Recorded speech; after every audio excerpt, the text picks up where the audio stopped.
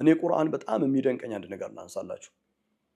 ሸይጣን ምን ያህል እኔና እናንተን እንደማይታገሰን ወደ መልካም ነገር ስንጓዝ በፍጹም ሸይጣን እንደማይታገሰን ማወቅ የምትፈልጉ ከሆነ አንድ ጥያቄ ልጠይቃችሁ።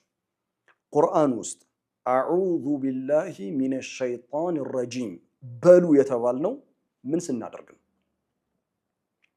ቃል በቃል አሁን ያልኩትን አዑዙ ቢላሂ ሚነ ሸይጣን ረጂም ከተረገመው ሸይጣን በአላህ ስም እጠበቃለሁ በል የሚል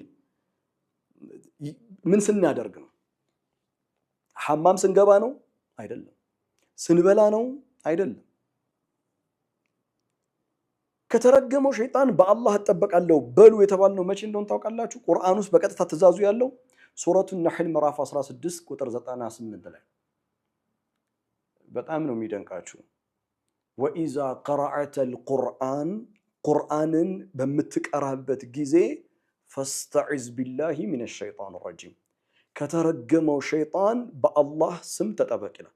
ምን በምታደርግበት ጊዜ?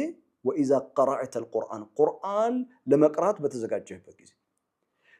ቁርአን ልንቀራ ስንል የመጀመሪያ የምንለው ነገር ምንድነው? አዑዙ ቢላሂ ሚነ ሸይጣን ረጂም። ለምን?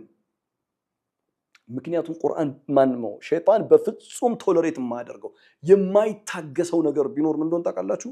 ቁርአን መቅራት። ቁርአን መቅራትን ሸይጣን በፍጹም አይታገሰውም። ቆይ መቅራትን ሸይጣን ቁርአንን መቅራት የማይታገሰው ከሆነ ቁርአን መማርስ ላሁን በእድሜ ዘመን ያለ ማቋረጥ ቁርአንን መማር፣ እሺ ቁርአንን ማስተማርስ፣ ቁርአንን ማገልገልስ? በቃ እሱንም አታስበው። ቁርአን ማስተማርንም አታስበው። በቃ ቁርአን ማን ነው? ሸይጣን ለማን ነው? ሸይጣን ለሰው ዘር ሁሉ ጠላት ነው። በጣም ሸይጣን ግን በልዩ ሁኔታ የሚያያቸው ቁርአንን የሚቀሩ ሰው። ለዛ አዑዙ ቢላሂ ሚነ ሸይጣን ረጂም በሉ ተባለ።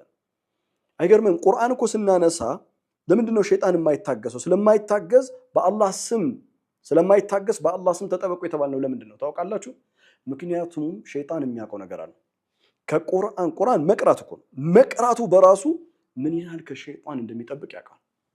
አክሰስ አይኖረውም ወዳንተ ለመግባት ማለትም ወዳንተ ለመግባት ስል ወዳንተ ወደኔ ወደኛ ሐሳቡን ወስወሳውን ሙሉ ለሙሉ ለማድረስ በቃ በቁርአን ይታጠርበታል። መቅራት ቁርአንን መረዳትም አተውት። ከዛ ባሻገር ሸይጣን ለምንድን ነው ቁርአንን በመንቀራበት ጊዜ ወዲያው የሚመጣው እና ያንን የምንከላከልበት አዑዙ ቢላሂ ሚነ ሸይጣን ረጂም የምንለው? ምክንያቱም ሸይጣን የሚያውቀው ነገር አለ። ሰው ቁርአን ካወቀ በቃ ሸይጣን እንደሚሸነፍ ያውቃል፣ እንደሚወድቅ ያውቃል። እና ሸይጣንን ወስወሳ ፓወሩን ኦቨር ዶሚኔት ማድረግ የሚቻለው ቁርአንን አጥብቆ በመያዝ ነው።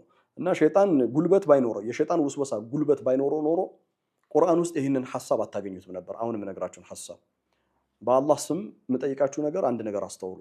ቁርአን ስንት ምዕራፎች አሉት? ስንት ሱራዎች አሉት? 114። ኦኬ 114። ምዕራፍ 1 ሱረቱል ፋቲሃ፣ ምዕራፍ 2 ሱረቱል በቀራ፣ አሊ ኢምራን እያለ ይቀጥላል አይደል? ስለዚህ አንድ ሰው ፋቲሃን ጀመረ፣ በቀራ፣ አሊ ኢምራን ምናምን እያለ መቅራት ጀመረ። መጨረሻ ላይ የሚመጣው ሱራ ምን ሱራ ይባላል? ሱረቱን ናስ አይደል? የሰዎች ምዕራፍ።